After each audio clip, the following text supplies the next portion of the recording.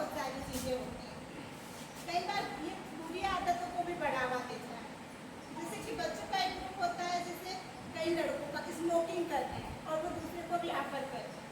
वो बच्चा बोलेगा नहीं मैं नहीं करता, तो वो कहेंगे क्या हो गया कर लिया, तो हम सब करते हैं। तो कई बार वो दबाव में आकर गलत चीज़ को भी, हाँ ठीक है मेरे दोस्त करते हैं तो मेरी हंसी ना हो, दोस्त मेरा बहिष्कार ना करे, इसलिए वो उस गलत आदतों को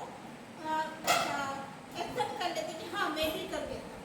तो कहीं ना कहीं हमारा ही काम है बच्चों को मोटिवेट करें कि अगर आपके दोस्त भी बहिष्कार कर रहे हैं आपका गलत चीज़ के लिए, तो हम उनको इतनी सही समझ प्रोवाइड कर दें कि वो गलत चीज़ को डट कर सामना करके बोल सके कि नहीं आप लोग करते हैं गलत है, मैं तो गलत चीज़ नहीं करूँगा, चाहे जो भी हो जाए, चाहे आप लोग मेरा साथ दें या ना दें। इसी तरह लड़कियों के मामले में भी बहुत सारी चीज़ें आती हैं।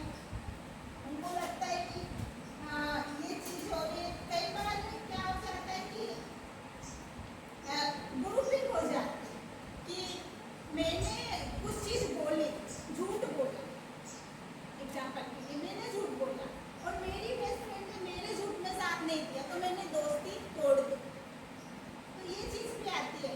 तो कहीं ना कहीं उसमें भी यही चीज़ है कि हमको उन्हें भी बताना पड़ेगा कि ठीक है, उसको अपनी फ्रेंड को कन्विंस करना कि ये आप झूठ बोल रहे हो जिसमें मैं आपका साथ नहीं दे सकती, क्यों नहीं दे सकती, इस समझ को हमें उनमें डेवलप करना पड़ेगा। और ये शुरुआत होती है हमारे खुद के घर से।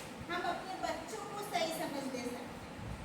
बच्चे अपने ही बच्चे नहीं, जैसे कि हमारे भाई बहन के या हमारे अड़ोसी पड़ोसी चाचा चाची की किसी की भी बच्चे छोटे हैं या थोड़े बड़े हो या हमारे बराबर हो, तो हम उनको समझा सकते हैं।